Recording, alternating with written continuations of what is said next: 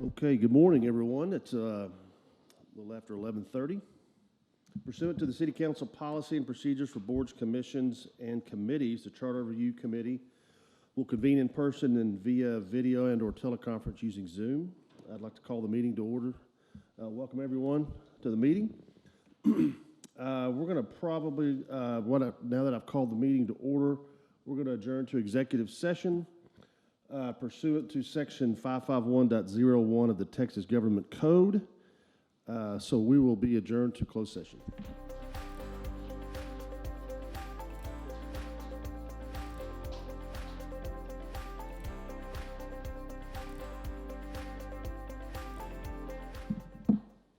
All right, it is 12:09. We are reconvened from executive session. So back to our regular agenda items, our regular session 3.1, discussion of any proposed amendments to the city charter as recommended by Lubbock citizens. As you all remember, we had a public hearing, citizen comments. We heard from our citizens of Lubbock. We heard a lot of things. Mainly, some of the things that came up were the at-large, adding at-large positions, increasing the term of the mayor, compensation for city council and mayor, other things like that. And so I'd be happy to open up the floor for discussion of anything that we heard. I know I made the statement at the end of the public hearing from hearing from citizens that there were items that were really not in our scope, and those are, number one, the term of the mayor is not within our scope, and adding additional at-large seats are not going to be within the scope of this committee. So hearing that, anybody want to kick us off with the discussion? What'd you hear from citizens that you want to put before this group?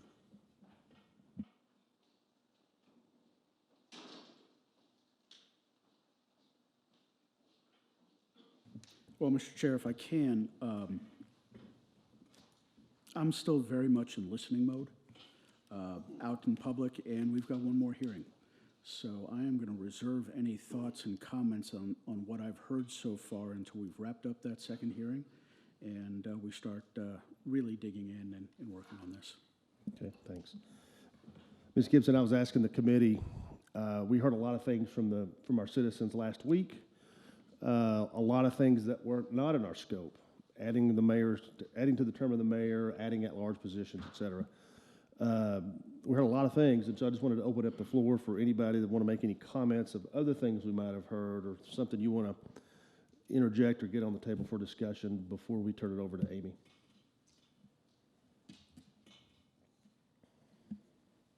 No. Okay. I was last week. I heard three things. Two of them of which we can't do anything about. Right. And so I think we need to maybe wait and see if people will actually go through the charter and read it and see what it is they really have an issue with, possibly the state laws that have changed. And as we have talked about, that there are several state laws that trump what our charter says, and so that does need to be cleaned up. And that has been an issue for several years. So that's one thing that we do need to discuss, and we have talked about that. But other than that, no, I'm looking forward to the next public hearing and hearing what people have to say, and hopefully they'll bring us something different next time.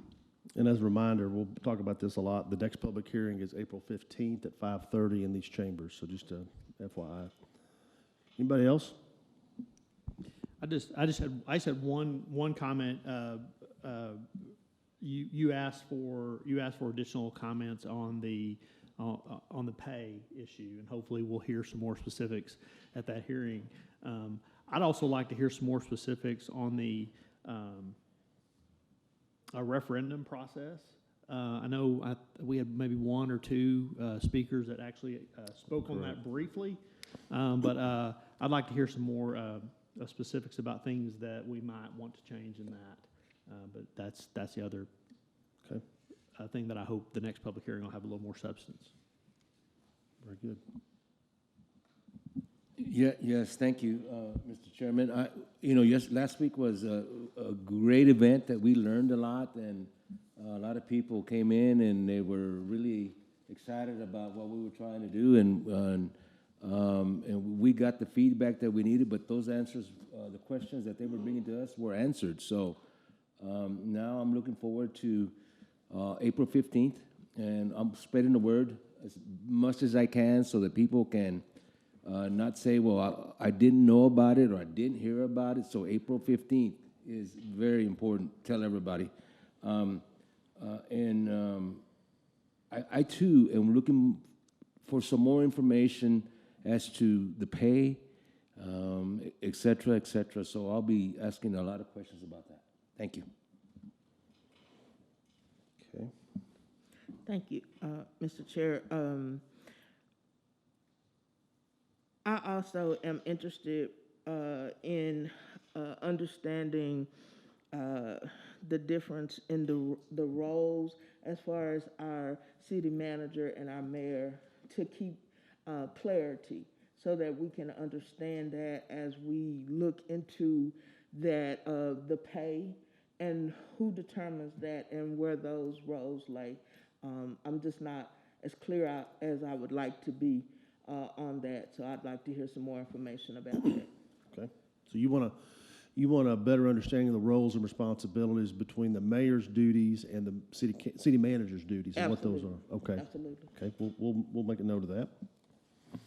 And if you, please, Mr. Chairman, if y'all have questions like that, that'd be something I could discuss with the committee. You have a specific question as to the interplay between those two.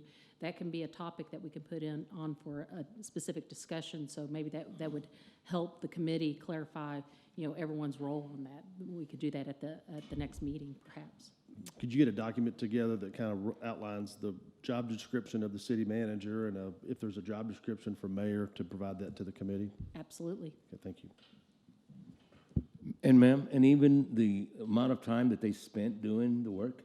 For example, the mayor works 60 hours a week or 50 hours a week or stuff like that. That's okay.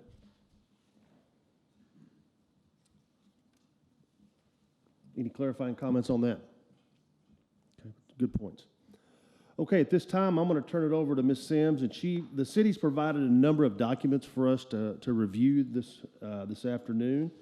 I'm going to ask to start off with the kind of the overview of the sections of the Lubbock Charter for possible amendments, the color-coded version. I'm going to turn that over to Ms. Sims for a review.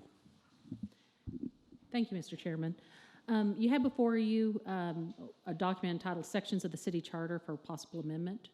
And what I've tried to do to help this committee go forward, considering the time frame that y'all have to come back by June 1st or so for council to have those recommendations. Considering that short time frame that you have, I thought it would be helpful to be able to kind of focus in on the topics that y'all probably need to be discussing that are up for discussion. I have several sections that are color-coded green, and those are sections that either cannot or should not be changed. For example, we have some that was explained before in the last meeting that we have an order that pretty much we don't have time to do anything with. We don't have time to go back to court or do anything. So this committee cannot touch those. That's included in there. There's also some basic operational things for the city charter. For example, the home rule status of the city is something that's conferred by the Texas Constitution. That's something that we probably should not change. There's also some bigger topics such as the municipal court. Because all it does is incorporate state law on having our municipal court, we wouldn't recommend any changes to that. Another one that was specifically called out by the council as them not being interested in a change due to the upcoming issues with LP&L moving into ERCOT is the EUB. It's probably not something that's fruitful for this committee to be discussing. So all of those I color-coded green so that we can pretty much take those off the table and not worry about them. I have some that are color-coded blue. Those were items that were brought up in the 2010 Charter Review Committee that they noted ought to have some changes. The vast majority of those are not really substantive, but they're more updating, getting in conformance with state law, and making sure that the language is modernized. All of those are noted in blue with a notation as to what the committee was looking at that time. And that would be something that maybe we could take up, the board could take up as a group. I've taken it upon myself to go ahead and start going through those suggestions and making sure that in the 10, 11 years that have passed since the last time they were discussed, that they're in a good format, that if it pleases this committee, I can bring forward in a format that the city staff would advise that we go forward on. The items in red are new topics that were mentioned by City Council as being topics of interest. For example, the compensation, which has been pretty much the topic of interest, that is color-coded in red. The issues related to the readings of the ordinance, going from 2 to 1, that's also in red. Those are new topics that have not been discussed before, and that may be something that the committee would like to concentrate on. Finally, I have some items that are in purple that have either in whole or in part are superfluous to the charter. For example, we have a provision in there for the Lubbock Coliseum Auditorium that if the city was intending to abandon it, we'd have to have a vote. We have had that vote. Therefore, that provision is inoperable, and it could be something that could be easily dealt with this committee. And the remaining sections are just in regular black font. All of those are items that y'all could choose to take a look at. They have not been discussed before for any changes, but the committee members may be interested in them. So I would say that those are items that y'all might want to take a look at on your own, and if y'all are interested in making any amendments to that, go ahead and bringing those forward. So with that, I thought that document would kind of help concentrate on where we need to go from this point forward. And if y'all have any questions about that, I'd be happy to entertain them. Questions for Ms. Sims? The way I see this document is kind of our scope document. You know, green is outside of our scope. Blue can certainly be within our scope. Red is certainly something the council's asked us to look at. That's in our scope. And purple, you know, if we have time and room on the ballot to clean up some of these superfluous items, we can. So we'll go from there. You want to cover any other of the 3 documents that we passed out, the cleanup provisions? You want to go over those 3 or 4 items? Yes, I have a document in front of you related to potential propositions for cleanup. And I'm bringing that up because there's a variety of ways that the committee can choose to go forward on the cleanup of the charter. One of the things that the council is tasked is the modernization of this charter. And unfortunately, the way the laws are done in the state of Texas is we can't just go and totally rewrite the charter and say, here we go, voters, vote on this new charter. We have to do it bits and pieces. The idea of this cleanup is that we're not looking necessarily at substantive changes. And how do we go about taking out some of the typos that might have happened 100 years ago that we still have today? And technically, I have 4 options here. There's actually a 5th option. 5th option is always do nothing. Because, you know, as I've always said, this has been a 100-year-old document. It's worked for 100 years. I mean, that's always in the realm. From that, there's kind of a varying degree. The first one was a proposition that was in a past election here in Lubbock, but it was voted down. But it was just to amend to remove certain typographical errors, which of course would be listed out in the ordinance that would pass the ballot language. That's sort of the basic, just take care of the typos. The second one is one from another city that put this as a proposition, where they put a proposition to amend to make non-substantive corrections to grammar, typographical errors, capitalization, punctuation, and sentence structure, and to change or remove charter language that's obsolete. That's a little bit broader. It gives the staff a little bit bigger charge to go through with a red pen and make more changes. And again, any of these changes that are recommended, if the committee goes forward, would not be secret. It would be attached to the ordinance that would call this forward. So every comma that's intended to be added or taken out, first of all, has to be non-substantive in nature. And secondarily, it will be called out in an ordinance, so the public as a whole would know what those changes are. The third option actually lists out the sections. This is a little bit more substantive, and it's more geared towards making the references to state law that are in the charter conform to current state law. So, for example, in places where they reference an incorrect statutory call-out or one that's been recodified by the Texas legislature, that section would be called out, that change would be noted in the ordinance, and that vote would be to update that reference. And finally, the last one is a little bit broader, and it kind of goes a little further. What this would actually do is amend the charter to put in a provision that would allow the city council, as so long as it's non-substantive, to make corrections to statutory call-outs. They could do that by ordinance. That gives the council a little bit more authority, and to the committee, it may be too much authority. That's something to discuss, how far you want to go with this. Do you want to keep it contained within the propositions, or do you actually want to make a provision in the charter that gives the city council the ability to make non-substantive corrections to state law call-outs? So with that, we ask that the committee has a discussion, just kind of give us an indication as to what you would like to see brought forward. And these are almost in a tiered level. I mean, one is very minor, you're just changing some typographical errors. 2, non-substantive changes. 3, and then down to 4. Yes. Let me just clarify though, on point number 3, we're already superseded by state law, whether we vote on this or not. We're not saying the state law can supersede us. It does anyway. Exactly. So And it's we just almost a cleanup item. Yes, we cannot do anything that conflicts with state law. So state law will always win every day of the week.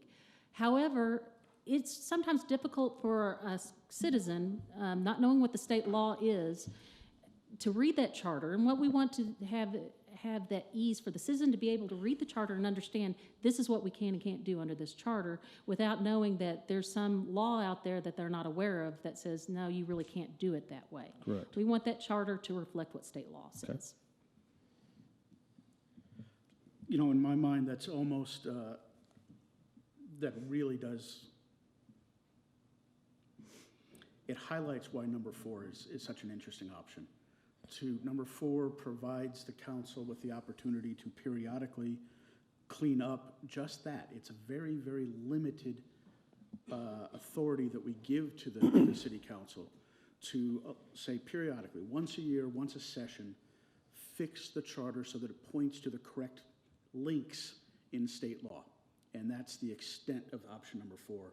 So when you look at the document, you go, oh, well, it's getting broader as we go down the list. Actually, the last one's pretty darn tight. And the last one actually prevents the next charter review committee from having to deal with the legal issues. The law's changed, or the section in the law has changed. And so, yeah, at first glance, you look at it going, no, I'm not giving any more power to the council. That's crazy. This actually makes sense in my mind. So that's something that I would be interested in seeing what that language looks like. Okay. And I would note that it's specifically non-substantive. So to the extent that the statutory change would make a substantive change to the charter, I would say that it would not be allowed. The way I look at it is we're giving the city council the ability to update the website to point to the new page, and that's it. Okay. Ms. Gibson? Amy, I have a question. Would you have to update it now, or if you do, let's say number 4, if we just put number 4 in, does that give the council the authority to go back through the charter and do all of it? It could, and they're not, some of these are not mutually exclusive, I would say. If you want to go ahead and update it, I think that would be a good exercise to go ahead and do that and have a new kind of starts. Okay. The people have spoken, they wanted these changes, we're gonna make those changes, and then from this point forward, council would be allowed to do that, and it wouldn't be as big of a task, because 100 years' worth of work has already been done. Okay. So, you know, and the same thing with the typographical errors. All of these things I'm kind of giving you a cafeteria style Right. of what you can do here. We can do combinations of these. Could you merge all of these into one item to vote on? No, and the reason why I say that is because when you get more into the state law things, that becomes more substantive in nature. I mean, some of the state law things that need to be corrected are kind of you know, substantive in nature. Making, you know, in the charter, sometimes they call out time periods that are not in conformance with state law. That would be substantive in nature. The typographical things are considered non-substantive, in fact, specifically said to be non-substantive, the intent. So that would be separate. So we could, let's say we're interested in number one, we just want to fix the blatant typos that are non-substantive. We could combine that with 4, for example, as a single option. No, you would have them as 2 separate propositions. Yeah, you'd have to do like maybe 2, 3, and 4. 'Cause 2 would take care of 1. So maybe 2, 3, and 4. Yes. Yeah. Okay.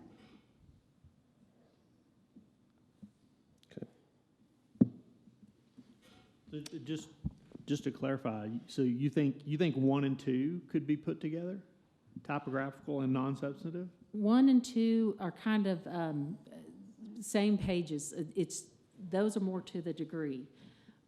2 would be kind of the far end of fix everything. 1 is the most superficial that you could do. So I would say with those 2, yes, those are the same topics. Now, when you get down to 3 and 4, those are 2 different topics. 3 is correct all the state law references now.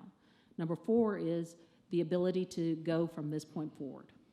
Right, and so my thought really kind of combines there. So I like number 2 because and only because we're going to attach, or we're going to ask the council to attach a red line version of those changes to their ordinance. And so while, you know, our ballot question would be something similar to non-substantive changes, the detail of that, I mean, it might be a thick red line document with every period, comma, whatever we changed. I like that because it's very transparent. You know, whoever's interested can go read exactly what's being changed. Same on number 3. You know, you got exact references of what we're changing. And then you get to number 4. And while I agree that that'd be, you know, a nice thing, a nice power to have to avoid having to do this process, but with the other 2 or 3 pretty substantive things that I think we're going to be asking, you know, the council to look at, I think number 4 has a really good potential of being a distractor. You know, for a citizen out there saying, well, what, you know, what's included in that power? And we can say non-substantive all day long, but I just think it has a potential to distract that, you know, we're going to, I'm saying potentially pay our council members differently, and we're going to give them more power. So I would almost lean to 2 and 3 as kind of being no-brainers, because we're going to tell everybody exactly what we're changing. Number 4 is kind of a blanket. And so it's just a caution. I'm not saying I wouldn't support that, but just a caution on that one. Well, and we have previously said we'd like to try and keep this as tight as possible, as few items as possible. So, yeah, that's a good point. I think if you're wanting to cut it down, 4 would be the one to cut down. If you want something to move forward and not have to go through this process again, leave it in. And I think that's something we can discuss moving forward. But if you want to just keep it at 2, I think Mike's right. 2 and 3 would be the 2 to go with. Good point.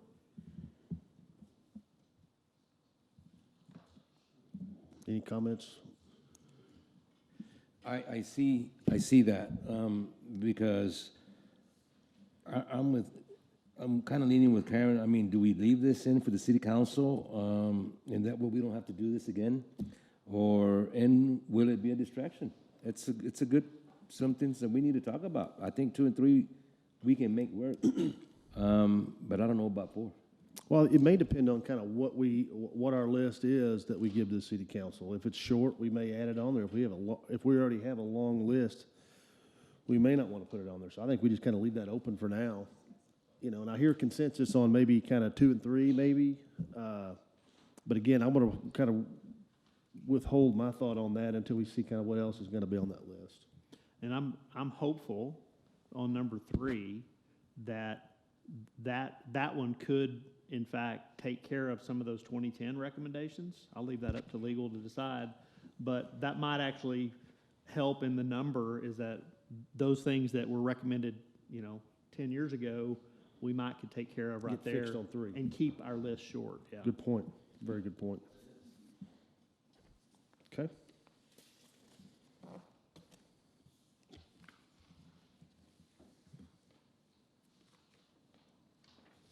Amy, anything else you want to add to the cleanup items or anything? You're working on kind of a summary document that kind of outlines all the things that would be included in there? Yes, and this gives me good direction from hearing where y'all are landing on that. That gives me good direction on what to bring forward on the cleanup type issues. And, as I go through, I may make 2 versions, kind of a deeper, deeper cleanup versus maybe a more superficial cleanup to let y'all look at that to see which one you're more comfortable with. But this does help me since it sounds like y'all are leaning towards the 2 and 3 to go forward from this point. And I'd encourage you to talk to your communities and just kind of see what your citizens think about, the cleanup items. And if there is an opinion, there may not be one, but there might be. And then I'm with Bill. I'm still in listening mode on if and when or how we compensate city council and mayor. That's an item that'll be a hot topic. Article 4, the initiative and referendum, the officer subject to recall, how you get something to be put on the ballot, those kind of things. That'll be something we'll look at. Section 14 and 16, those things. And then I think Mike made a good point. A lot of the things that were suggested by the 2010 committee could possibly be kind of cleaned up with passing that Part 3 of the proposed cleanup. Okay. Amy, could y'all provide us with a worksheet on Article 4? Yes, we can. Okay. Is there anything else in red that we don't have a worksheet on besides 4? Is that it? Maybe 16 as well, if we don't have one on 16. Becky?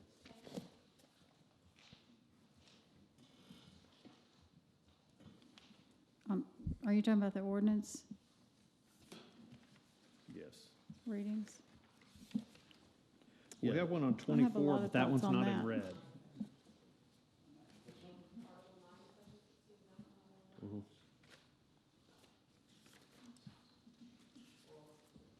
Yes. Yeah, Article 9. Sorry? Page 4, Jimmy. Oh, yeah, page 4 of the summary. Okay.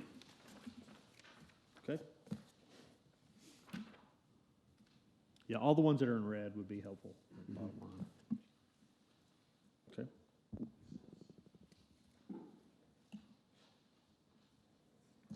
In the discussion on the proposed amendments,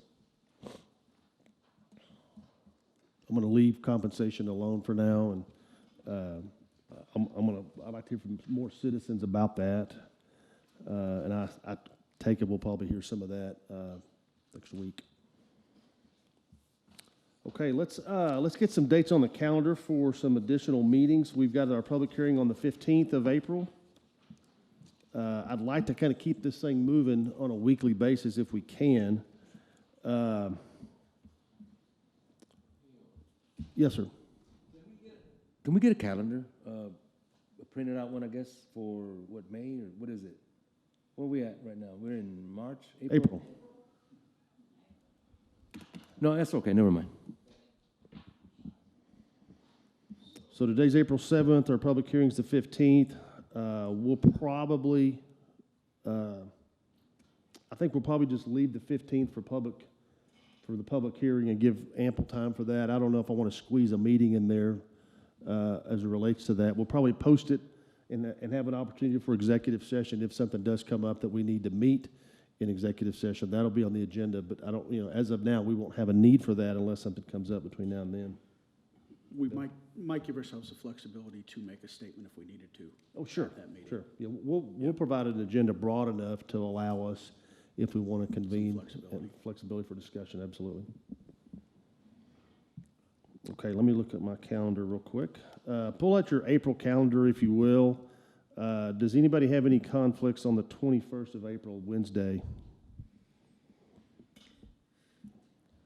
No, sir. Okay, let's put that down for 11:30 in these chambers. I've got a conflict on the 28th. I've got an airport board meeting that I need to attend over the lunch hour. So does the 27th, how does Tuesday the 27th work with the city calendar? We have a city council meeting that night. At night? Yes. So we generally start about 1 p.m., so it would just be a very tight squeeze if we were to have an 11:30 meeting. Yeah, I don't want to squeeze city staff on that. 29th? Yes, sir. I won't be present on the 29th. I'll be out the latter half of that week. Okay. I have another board meeting. How about Monday, 26th? How does the city calendar look on Monday, the 26th? We're good? Everybody good? Shannon? The 26th? Yes, ma'am. Yeah, I'm good. Mike? Um, I'm 6 for 6, Mike. well, yeah, I have a board meeting that morning, but we're almost always done by 11:30, so I Okay. may You could scoot in sneak over here. here. Okay. But yeah, Let's- that's fine. Let's do that. Thank you. Let's do the 26th of April, Monday. We'll do 11:30. And do we dare venture into May? Do we want to look at the May count just to get it on the books? Sir, I will be out of town on the 26th, 27th, 28th of May. Oh, man. Oh, May, okay. How about, let's look at the week of May 3rd. How does that look for everybody on Cinco de Mayo, May the 5th? Does that work? 5th. Yeah, the week of May 3rd. I was looking at May the 5th, which is that Wednesday. I already had that on my calendar. Apparently, we talked about it last. We had Well, kind I of, think we we'd kind of- blocked the time, but we hadn't set it. I got Yeah. you. We kind of I set had it the as tentative. I just held Wednesday it. kind of as our cadence, and so I appreciate everybody blocking that. That'd be great. My goal would be to have something to present to the city council. I don't know when they meet, that June 8th, is that their? No. That's kind of my target date to have something. I think we can get there. And we don't have to meet every single week, but I think just to kind of get us going and get our work done, if we can finish early, that'd be even better. Smaller bites. Okay. So we'll stop on May the 5th, knowing that, 12, 19, 24th, I believe, is Memorial Day. Is that right? 31st. Oh, 31st is Memorial Day. Oh, okay, even better. Okay. Do we have anything else to come before the Charter Review Committee for the City of Lubbock? I got a call. Are we releasing press releases for the April 15th meeting? Yes, sir, we did. We released it yesterday, and then it's going to be released again at least 3 more times before next week. Yes. Does Magic and all them get it, or how does that Everyone work? gets it. It gets sent to radio, newspapers. It gets sent to television, so everybody gets it. Mhm. Thank you very much. I was just asking because a friend of mine that works at a radio station said he would probably use it to help promote, I think, in the Spanish radio network, Magic, and that way we can spread the word about the 15th meeting. Thank y'all. Mr. Chair, we will get a copy of the press release to you all as well, so y'all can see what went out. Perfect. You send that via email, is that correct? We'll send it out via email. Thank you. Okay, Missy, is anything else to come before our group? I think that's it. Are we good? Becky? We good? Okay. It is 12:43. We are adjourned. Thank you for your time.